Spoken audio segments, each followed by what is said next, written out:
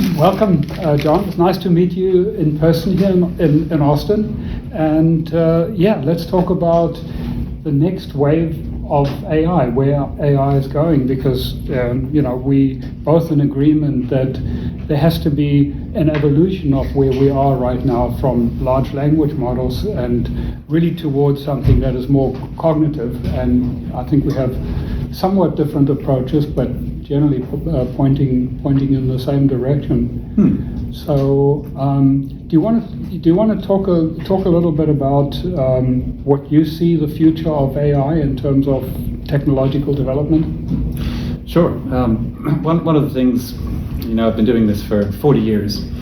I started with how is it that the slow brain can do the amazing things that it does.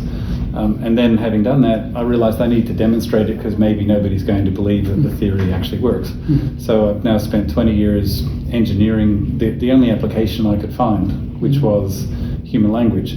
I wanted to do robotics, but I couldn't find machines that were like eyes, so I couldn't build robots. I couldn't find something that looked like muscles or they all looked like motors and needed to do some sort of calculation. And the brain theory was different to what I'd been taught in the 1980s. So rather than doing a whole lot of computation, I found that if you can just have patterns of sequences or sets, that's going to be enough to do all of the things that I can see a brain doing. Yeah, it's actually interesting. Over the years, I've spoken to quite a few people who've worked in robotics labs to try and get to human level intelligence. And the consistent story that I've heard is they spend 95% of their time mechanical things, fixing mechanical things. And it's just incredibly expensive to do that. It's very slow. And, with software, you can just run so many experiments in parallel and fix things much quicker. So robotics is really, really hard. While it would be nice to develop a fully embodied intelligence, where you have the advantages of potentially a robot interacting with the world and learning and being grounded. But in practice, that's really, really hard to do. So we've also come to the conclusion that focusing on language first with very limited grounding makes a lot more sense. And in our case, we actually have vision as part of, so there's some grounding, some connection to the real world, but without all of the dexterity and sensitivity that you would have in robotics. But I think the general theme that we have is that currently the focus is on big data, brute forcing things, that the large companies have massive amounts of data, they have massive amounts of computing power. So in a way, that's the hammer they've got, so they try and look for the right appropriate nails. But when you go back to first principles and you think about, the human brain of what it can do, and it is still more intelligent than large language models, of course. That's 20 watts of power. Right. And a child can learn with maybe 2 million words, not 20 trillion, and we don't need a nuclear power station to power our brains. So there's fundamentally something really wrong with this brute force approach. There has to be a way that is much closer to the way the brain works or the mind works. And I think this is where this is what we really believe and are busy implementing, to have systems that can learn with 1 million times less data, literally 1 million times less data, and can run on a normal computer that don't need a massive data center, that don't need $200 million worth of training to learn something. Yes, and I think we're fully in agreement on that as well. It just seems to me that the potential of AI is extraordinary. We've been talking for many years about having better machines, but imagine if you had that Rosie the robot that cleaned your house, that could get around and follow commands. And at the moment, I think if you were to say to a large language model, can you go to the kitchen and get me a Coke? Even if it could move, it might misinterpret what you're asking for, and in a large language model case, it might talk about, well, how exciting or interesting it is to get Coke, but that's not why we're asking. It's just a particular command. And large language models today are taking our text input and generating text output. But there's this important thing that humans do, which is between the request, we have the understanding of what that request is about, and in context why we're asking it, in order to then go and do something for us. So in the large language model world, what I see a challenge being is it can generate some text, but if it's not the right text, how do you then deal with it? If it's giving, like, it could give you the wrong answer, it could give you some answer that's correct, but then as a robot, how would you interpret that answer?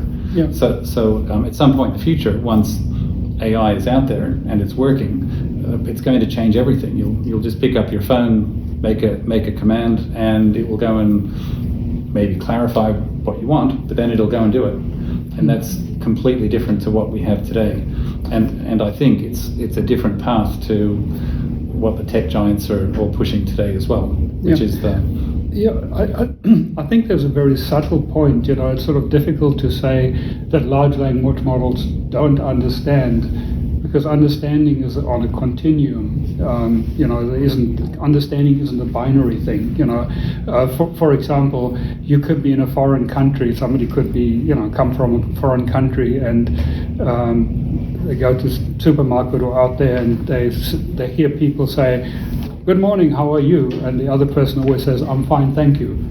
And they could perfectly learn to mimic that without having any idea of what the words mean. Right. And so that's sort of the most primitive form of understanding, if you can act in the correct way, which in this case would be true. They're saying, "I'm fine, thank you," which is what the expected response is. Yes. So there are levels of understanding, and of course the deepest understanding is understanding the implications of, the whole context, the theory of mind, what the other person is thinking, what the other person knows, the implications of what you're doing, and the consequences of what you're doing. That is sort of ultimately the deepest understanding. And clearly large language models don't have that. But there's kind of a more fundamental, there are actually two problems with large language models I want to point out. First of all, they don't know what they don't know. And we can see that with the confidence with which they can spew out garbage.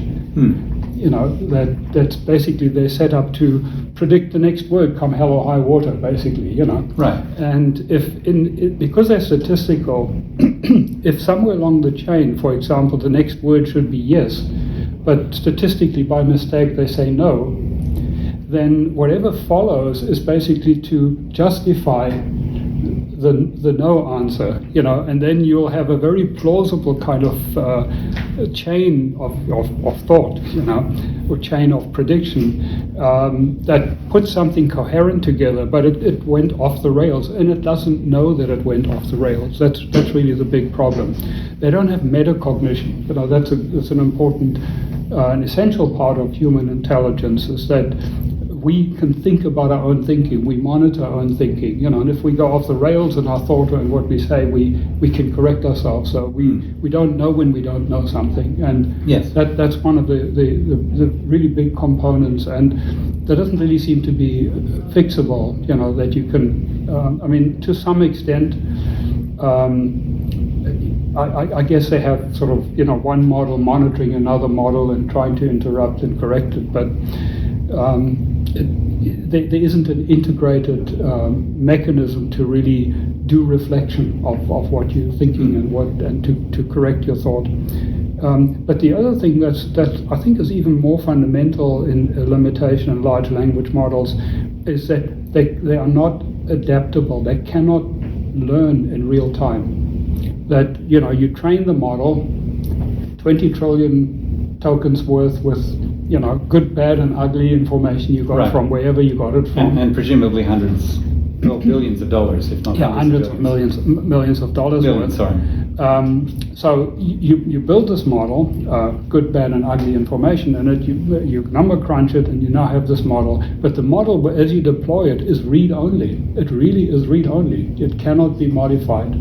You can add external rags. You can add a buffer, a bigger buffer.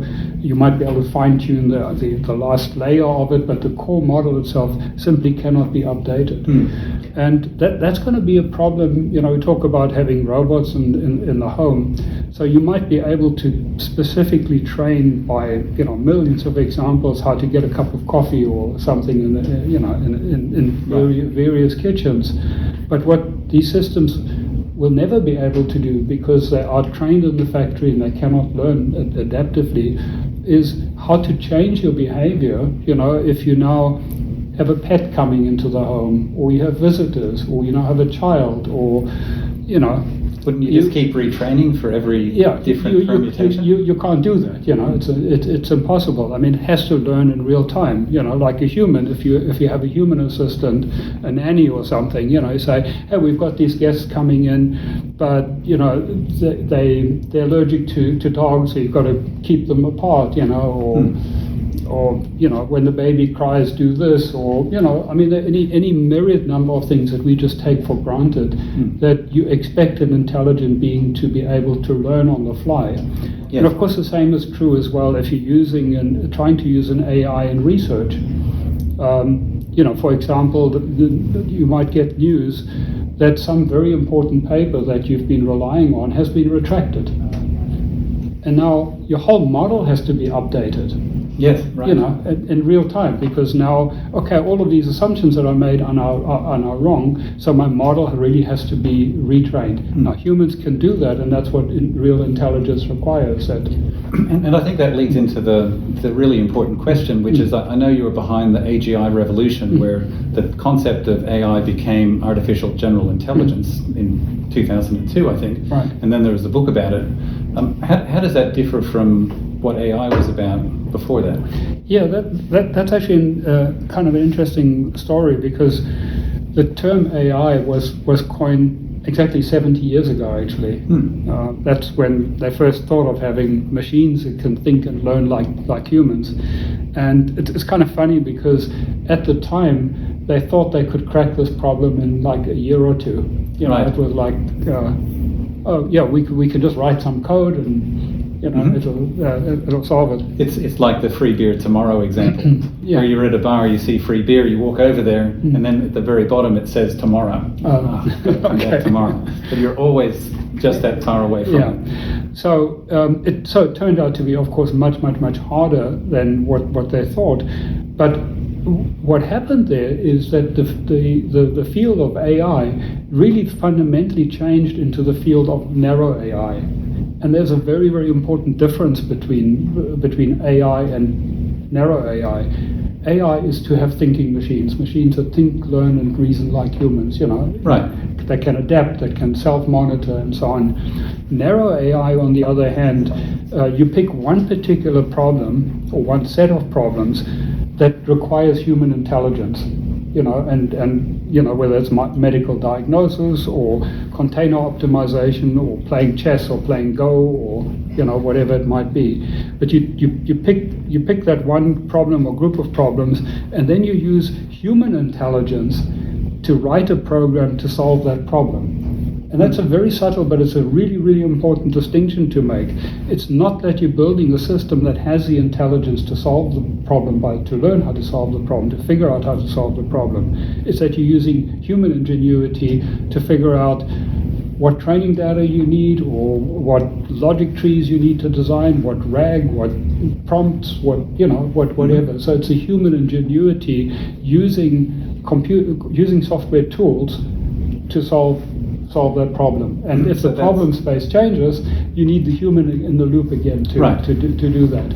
Yes, and there's infinite many problems that can be solved by humans, but that's an infinitely big problem. And that's why, just recently the CEO of Microsoft said they're actually cutting back on their investments of generative AI because they don't see the commercial value. And the reason they don't see enough commercial value, I should say, and the reason they don't see enough commercial value is because you constantly need to have the human in the loop. You still need human intelligence constantly to tweak these systems, adjust them, decide, what foundational model you're going to use, how you're going to adjust it, and so on. But getting back to your question of AGI.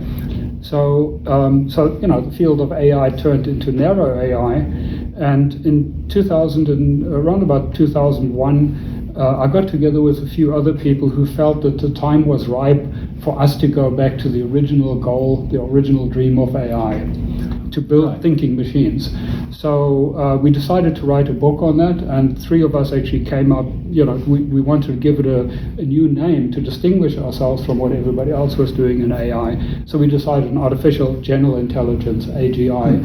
I've seen the book, it's really thick. There's a lot of explanation going on there. Yeah, there are quite a number of chapters, and for different approaches to get to thinking machines, and but it really, we felt the hardware had developed enough, software had developed enough, and theoretical things that it was worth taking a crack at truly building thinking machines. And I particularly like the G, Artificial General Intelligence, because that also coincides with little g is used in psychology to signify general intelligence, or IQ. Right. So it kind of relates to it. Now, IQ, of course, has its own limitations in how you measure it, but it is kind of a proxy of how broadly how many different kinds of problems you can actually solve, and solve through abstraction and generalization and thinking.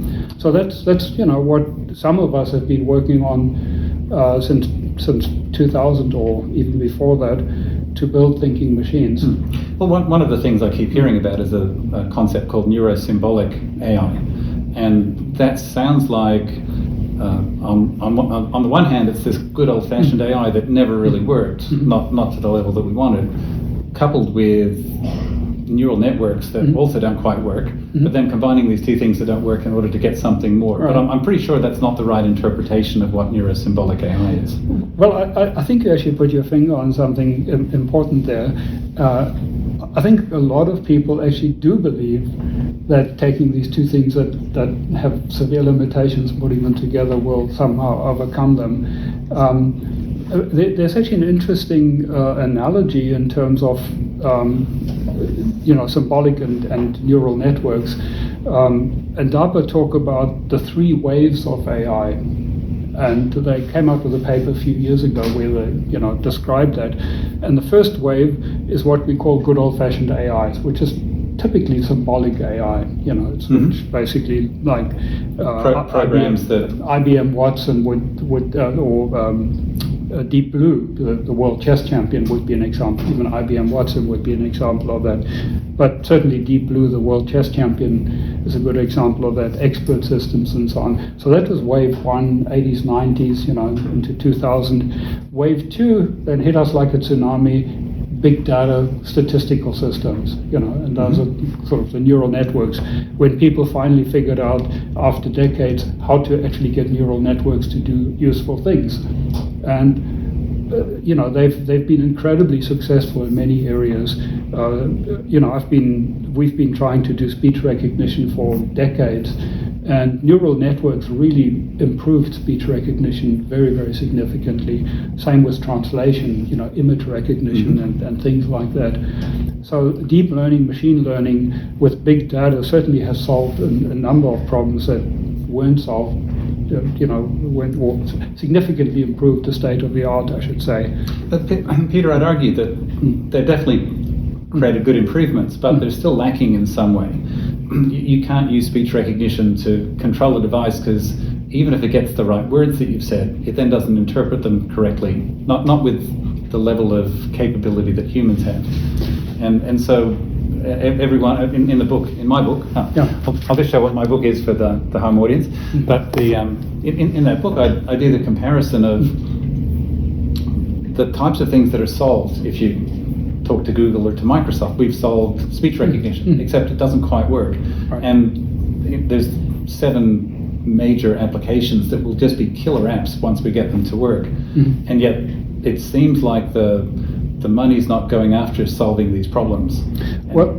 That's not good. Yeah, and I actually have quite a lot of experience with that. One of my commercial companies was call center automation, and we had speech recognition there as well. And state-of-the-art speech recognition has the problem that it doesn't use context. So if there are multiple hypotheses of what you might be hearing, it can just take the one that's statistically the strongest. Right. And that often is the wrong thing. Yes. And as humans, we adjust to it. We know what the context is. We know kind of what to expect the person to say, or what would be reasonable. We have sort of a reality check on that. So my example, Peter, would be when I say I'm on Wallamata Road, which is not a good English word. It's an Aboriginal word in Australia, and people go, well, the system comes out with what a matter or something that's wrong, and then there's no easy way of saying no, not that. Spell it this way. There's just no interaction as a human would have to correct it. Right. So, sorry, I interrupted. Yeah. I mean, that's exactly the same. We're talking about the same thing. It's you really need the speech recognition to be integrated with an intelligent system, with a brain that basically can give context. And that's actually what we did in one of our companies. Is we which nobody else did, or in fact even to this day nobody, as far as I know, nobody else does. We looked at the multiple hypotheses that the speech engine would give, and then our brain would analyze it based on what makes sense given the current context. What are the kinds of things expecting, what makes grammatical sense, syntactic sense.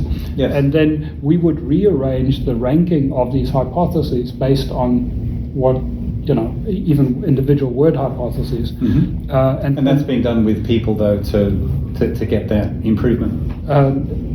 Well, we wrote the software to do that. That was part of our system to do that, and that's ultimately what you need. Is the speech engine itself needs to be integrated with a intelligence engine. Because it seems like once a person's in the loop, then you're just on this infinite. But that's really hard with the current technology of speech recognition, because that speech recognition is a black box.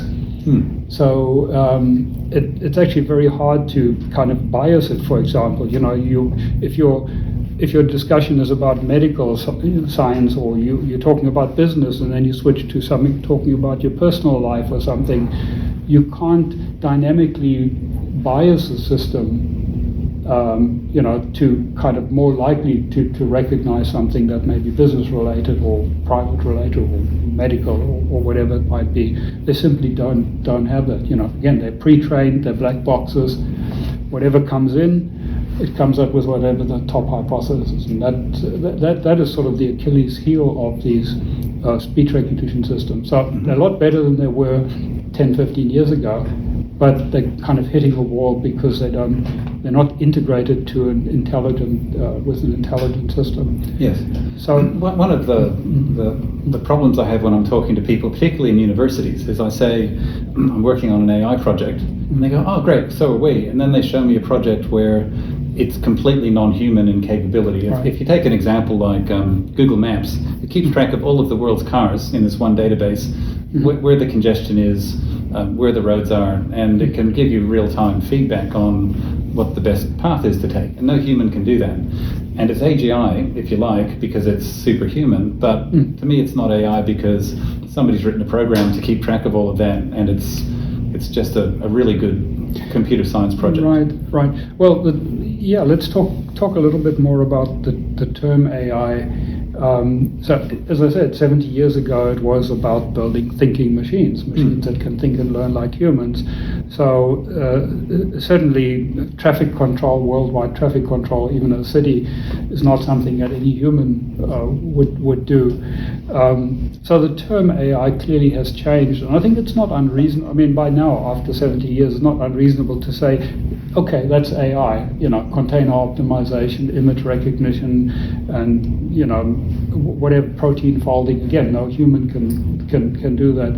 It's not unreasonable to call that AI. But that's again why we coined the term AGI, to go back to the original intent, to have the kind of intelligence, the fluid intelligence, the intelligence that doesn't require an external expert to tweak it and adjust it and so on. That it's autonomous, real-time adaptive, and that, by the way, is what I started talking about. DARPA's model of the three waves of AI. first wave, good old-fashioned AI. Second wave, the statistical, is kind of the wave we're riding right now. The third wave is cognitive AI. And that really starts with, what does cognition have? What is human intelligence? What's important in human intelligence that we want to capture in an AI? So I think we need to give up on saying, that's not AI. In fact, you have a whole generation of people now, when you ask them, they study AI. To them, AI is statistical, deep learning, machine learning systems. They don't even know about good old-fashioned AI or anything else, Yeah, I've noticed that some of the top universities in the US, they can't talk to me about my area of interest, which is brain science, because they just teach this is the long-term way that we're going to solve these problems. And I can't see how the next generation of students can be taught today's methods and nothing else, and then be expected to come out with innovations. Yeah. So I remember around 2000 or so, cognitive science was very popular in universities. There were several universities offering courses of cognitive science, and what cognitive science was basically a combination of philosophy, epistemology, cognitive psychology, including sort of psychometrics and child development and brain science to a certain extent, and AI. So it's really the three disciplines, but how they work together. And I think that's exactly what you need in order to build a thinking machine. Is I think you need the understanding from philosophy. What is knowledge? How do we acquire knowledge? What is our relationship to reality? Do we create reality or do we, and what is free will? What is consciousness? And I think it's important to understand these things if you're trying to build a thinking machine. And the same, how do children learn? How does our intelligence differ from animal intelligence? What do IQ tests measure? I think those are all important questions, and it's a valuable understanding if you want to build a thinking machine. Yes, right. And from my perspective, as a person that spent 20 years looking at how the brain works, when we know that the brain's at least 1 million times slower than a good computer, what is it that's going on in our heads that allow us to speak language in real time? And the models of the past were things like there's this consciousness that controls us, and then our consciousness influences how we speak and what we see and how we interpret it. And what I found when I kept looking at the problem again and again was that the consciousness thing looks like a really old function of the brain, not the conductor of an orchestra. It's just the background thing that's giving us this nice feeling of existence. And when I'm speaking at the moment, there's zero control of what I'm saying. My brain's saying it, but I'm not the one saying, I'm going to say this word and then I'll say that. I hope you're not just predicting the next word. I hope I'm not as well. Stochastic parrot. Yes. Actually sometimes I feel like that, because a lot of the things that I've said so many times, giving talks and discussions. It is really automatic. It is, and that's a difference between system 1 and system 2, and there's nothing wrong with system 1 or automatic things that you're well practiced, and I often talk about to illustrate the difference between system 1 and system 2, or subconscious and conscious thought, is when you learn to play guitar. Initially it's very conscious. You take your finger and put it in the right frets, and then after a while that just becomes automatized, and it just happens. You don't think about it, and then you concentrate on the strumming. Maybe you get that right, and you concentrate on intonation, and you get that right, it becomes totally automatic. You can concentrate on the audience. So but our brain, and I think this is actually a good segue into something you asked about earlier, or you mentioned earlier, is the neurosymbolic. Is in our brain we have this ability to go from conscious thought to subconscious operation. When we drive a car, if you're a practice driver, you don't really, that happens automatically. You can have a conversation while you're driving a car, but then if something weird happens, there's an accident or something, different, so sign detour or something, then our conscious brain kicks in and takes over. But the important thing is it's an integrated system. They're not two separate systems. It's really more, where your focus of attention is. And because people are recognizing what the limitations are of large language models and deep learning, and one of the big limitations is that they cannot reliably do sequential thinking, logical thinking. They break down. In fact, it's like shocking when you look at how poor the performance is of multiplying two-digit numbers. They're like 50% accuracy. With all their brilliance, all the other things they can do, they cannot learn to do something systematic. And so people are now saying, okay, that is an inherent limitation of a pattern matcher, of a token, of a word prediction system. It's a type of pattern matching, but not necessarily the right type of pattern. Not. We need a logic-based system, which is basically the good old-fashioned AI. The first wave of AI. So they're thinking about now, how can we have these two systems work together?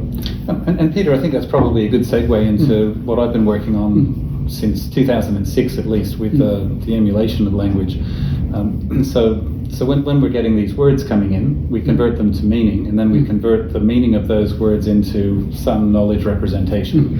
And if we have all the information, we can generate something which we can then compare to context, and it's accurate.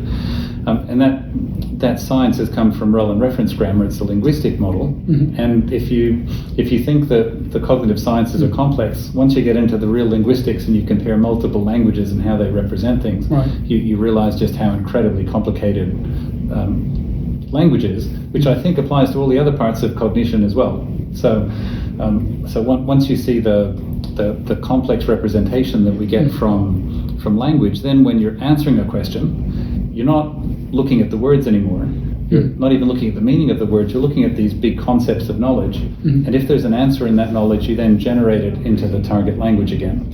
So there's the same types of things that take place in a large language model. The recognition from text to tokens to some representation, and then from some representation back to tokens, back to language. But when we're answering a question, we get the answer first, and then we generate the response. In a large language model, it generates a response, and then it has to check whether there's anything that's incorrect with these other types of add-on tools. So that's particularly why I like the concepts of AGI you're describing, because that's in line with what a brain is doing. Because I think we solve the problem first and then answer it. We don't start to answer it and then work out, is that any good? Correct. Again, except for these sort of totally automatic things, because there are also certain questions that people have asked you a million times, and then you can just, like, your brain automatically gives the answer, But that's not the interesting part. The interesting part is when you actually have to think about something, and then you say, you have the input, you think about it, there's a process of thinking involved to come up with the answer, and then from that, having the answer cognitively, you can then create a response, and how you explain it, or how you, in what form you give the answer. To distinguish between that automation, because I speak English, so I'm not thinking about the words at all. I'm thinking about the thing I'm conveying, and then I say it. When we're learning something new, it's a different process, but that process then leads to the memory of it. So, for example, I use just some symbols. So I'll say NE1410S, and then I say to people, what does that mean? NE1010S. I don't know. And then you say, well, it could mean, northeast, and the S could be south, and 1410 could be, I don't know, latitude, longitude. But when you actually spell it out, it's anyone for tennis. And in order to get that, there's a combinatorial explosion, but you see it again and you remember it, you just say the answer. And so that's the type of thing that brains always seem to be doing, taking complexity, finding a path which we can then recognize and transfer to, and then that intermediate step is gone, and we've got a very slow brain doing remarkably complicated things. So it's like language, it's like gymnastics, it's what we do. Right. But anyway, that's the theory. whether right, and basically what we both working on is to actually build systems that can learn these things interactively in real time and build up knowledge. And our approach, we call it integrated neurosymbolic architecture. And why I use that name is I think there is an important requirement for neurosymbolic in the sense of like system 1 and system 2 thinking. Sort of the automated thing is much more neural network like. It's just pattern matching and pattern activation and pattern generalization and so on. But we also need this logical sequential thought or language-based thought, and that's the sort of symbolic. But what I believe it's absolutely essential that these are totally integrated. So that's why it's integrated neurosymbolic architecture, so that you have the same knowledge representation for whether you're operating in the sort of neuro mode or in the symbolic mode. Whereas if you're trying to take a neural network, large language model or whatever, neural network, and you have a separate logic system, they'll have different knowledge representation. In fact, the neural network is completely opaque. It's a black box. Right. Yes. So you can't hook into that. You can't use your symbolic activity or your system 2 activity. Can't be controlling that. They're simply incompatible, to integrate. And of course, you still have the problem that large neural language models still cannot learn interactively. They cannot update their model. So it's a non-starter for people trying to use, as I say, overcome the limitations of large language models and overcome the brittleness of symbolic systems and try and kind of glue them together. It's not going to work. Right. The way you overcome the brittleness of the symbolic system is by having your knowledge representation in a sort of vector, in a fuzzy vector representation that overcomes the brittleness of So you really need that integrated system, and that we're making good progress with that approach, where literally we could teach a system with a few million words, and the thing can run on an off-the-shelf single computer. So it's much closer to the 20 watts of our brain.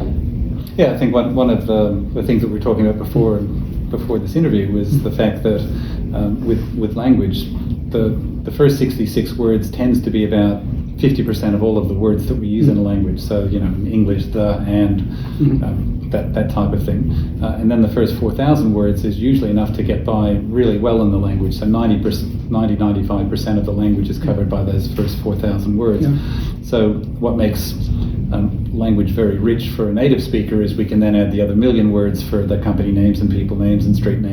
Right. But we can make the language work with our experience simply by knowing what those other words mean. So if somebody introduces a new word, I know somebody who likes talking about gloves, and you say, well, what's a glove? And you say, oh, it's a piece of fruit. And so now you know that you can eat it, you can probably throw it, it's probably a certain size, and that type of learning of the language is really important because it gets away from that deep learning, machine learning step of, give me 100 billion examples and then I'll process it and then I can start to work and have all the problems that change later on. Yeah. And in fact, in our approach, that's exactly what we do. We actually, it's not only how many words you know, but it's the cognitive mechanisms, the ability to understand language, to generate language, to think and to reason and to answer questions. Yes.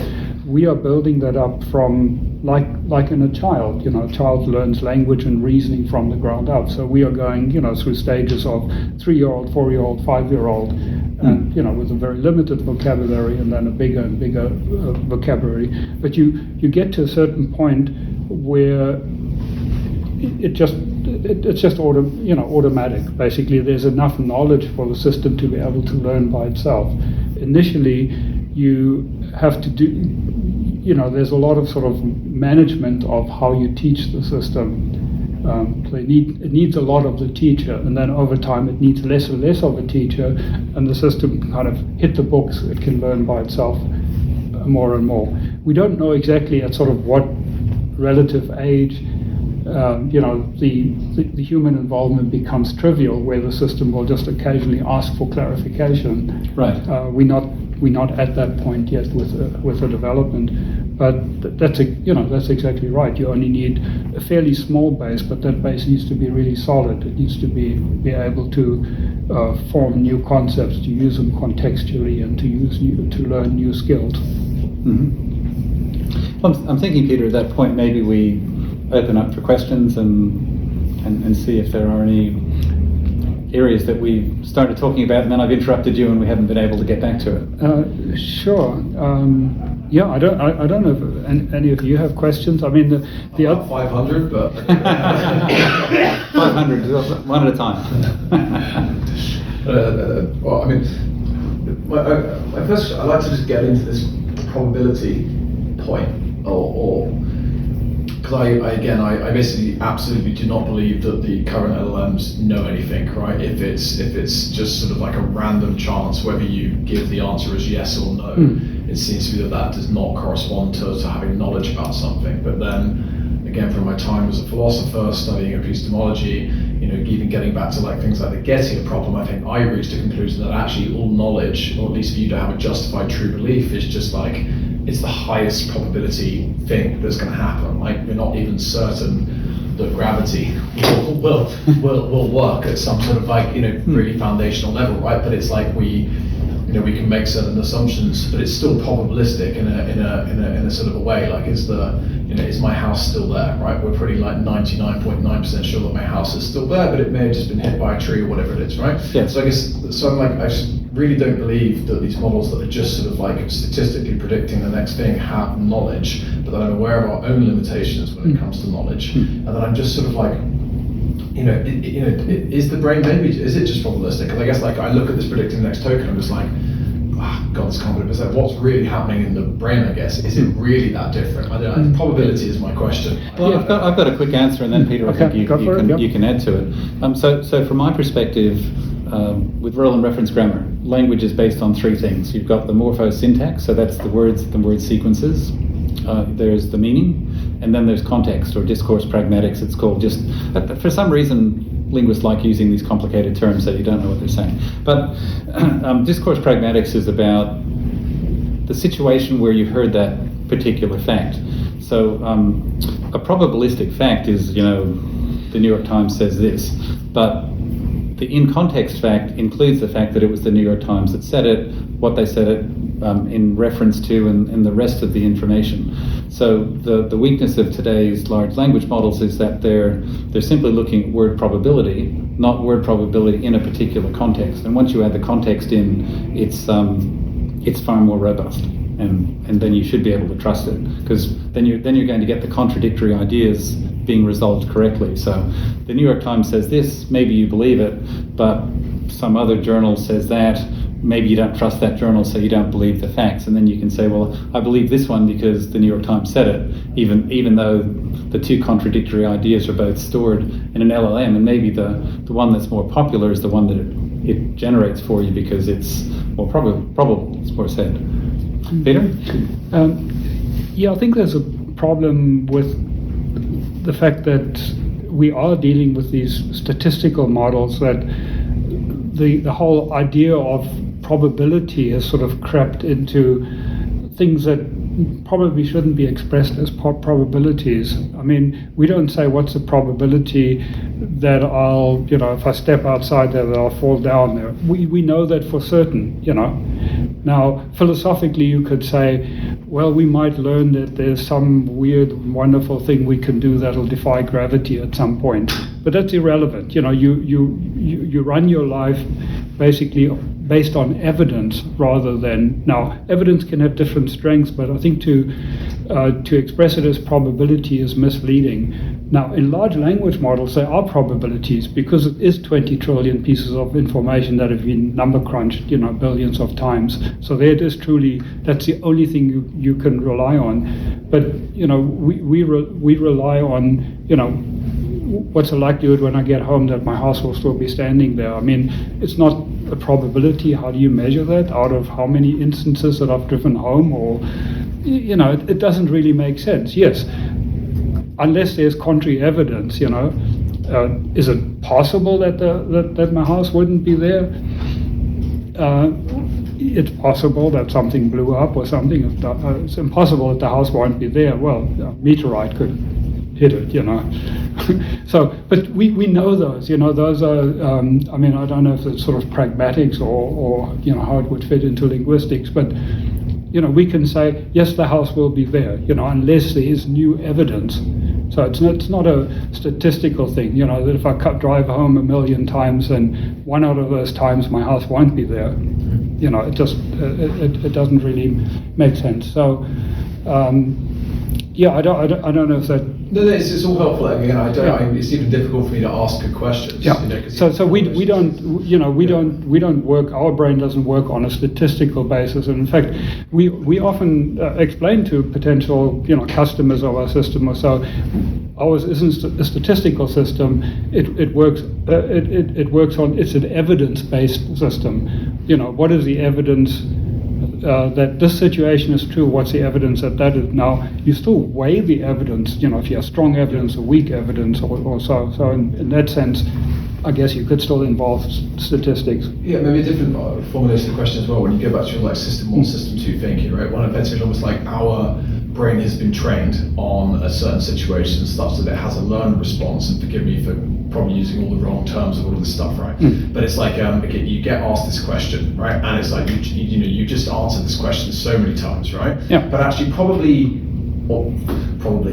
like you use maybe different words every time you give that answer, right? So I then map that back to this, like the statistical approach of this model, where you ask it the same question 100 times, and it does give you, and it predicts a different token sort of each time. Again, like, is there any comparison to the fact that even if we're giving the same answer, we probably deliver that answer with a different combination of words, even if it's like, why do we use a different? I guess that's my question. Like, why, if we're not just waiting, comparing some probabilities of which the most appropriate word is to answer the question, even if you're giving the same answers in a slightly different way. Yeah, if we are having conversations at the sort of system 1 level, we really aren't that different from large language models. It is a stimulus response essentially, and I mean, if I have to sort of introspect and say, why would I phrase something differently? It's a question I've been asked many times. Probably just for variety, and because I feel uncomfortable saying exactly the same thing, so I might, give it that I don't get too bored by my own answers, or I might tweak it depending on the audience, and this is where large language model, I think, would not be really that good. You'd probably have to give it specific prompts or something, to cater to the audience. But yes, I mean, how much do you want to elaborate depending on the audience? How much time do you have?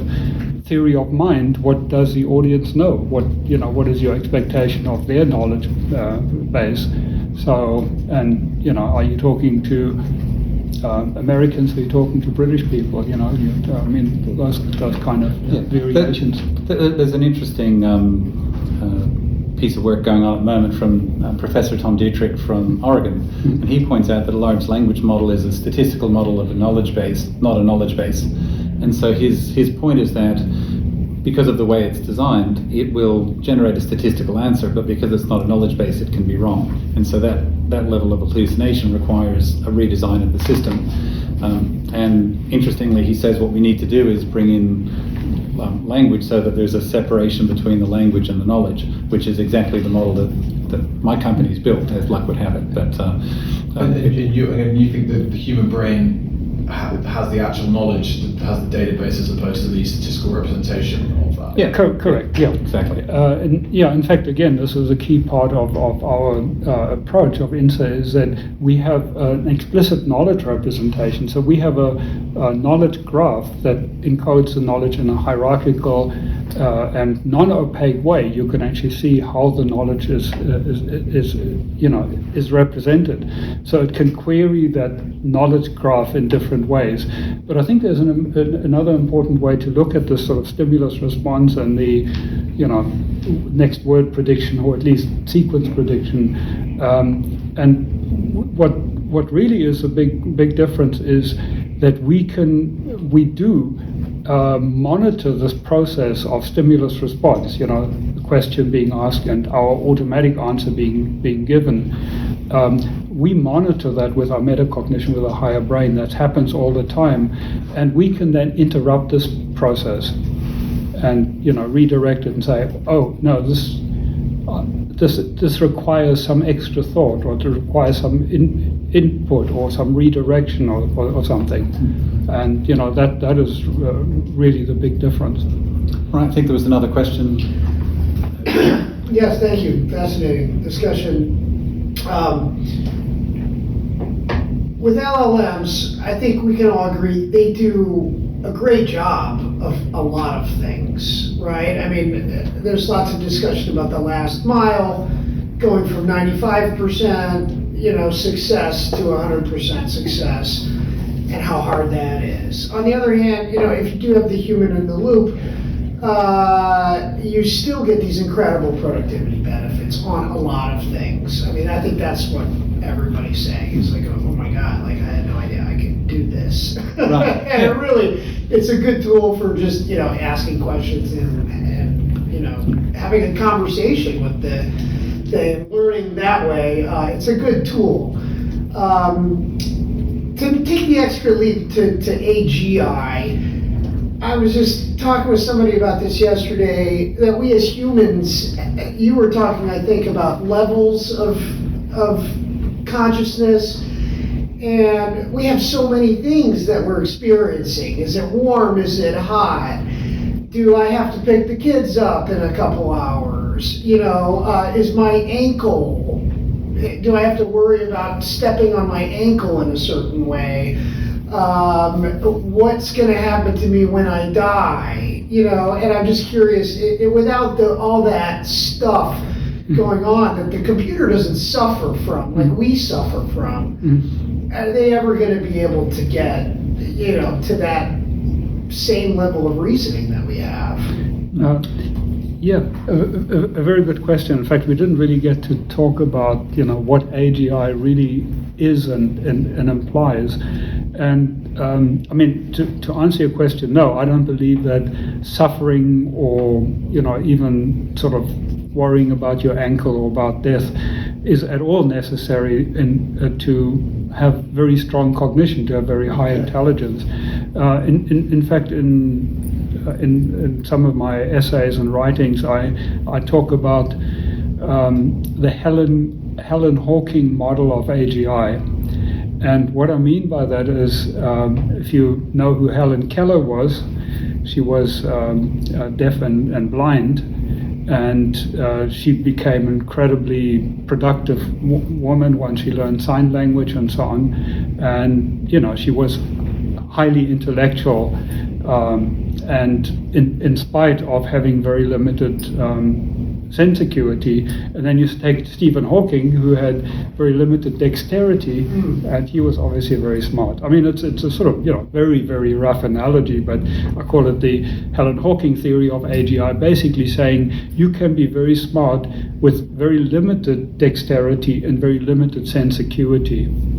And I believe that. So the model we are working on, it's basically an AGI that sits on your computer, on your desktop, or on your phone potentially. It can see everything that's on the screen. It can manipulate the mouse. It can sense what you're doing on the mouse. It can move the mouse and click, and it obviously keyboard input output, text input output. And with that, I mean, it can see videos on the screen. It has a window into the world, basically into the real world.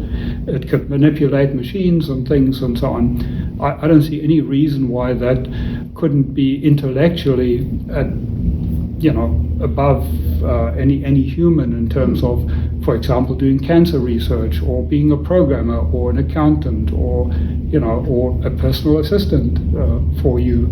That would be very wise. Now, it would need to learn human experience indirectly. It wouldn't have grown up playing in the dirt or having a puppy or whatever. But humans can do that as well. I mean, we can understand intellectually what childbirth involves, even if we haven't experienced it, or we intellectually we can understand it, and we could certainly reason about it. So I don't think that the things you mentioned are necessary for a highly intelligent, highly competent AGI, and that's ultimately what we want. We actually don't want an AGI that worries about its ankle.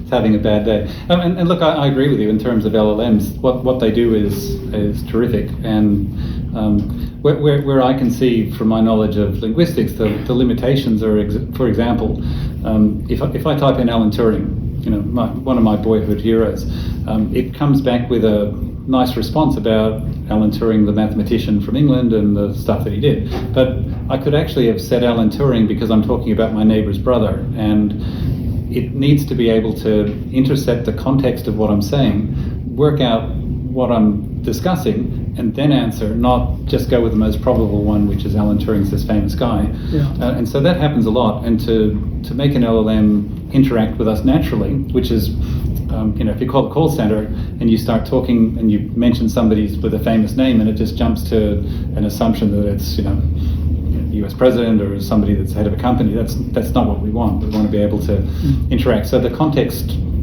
that people use has to be added to get to the next level of what LLMs do today. Yeah, I mean, that's why they have to constrain them.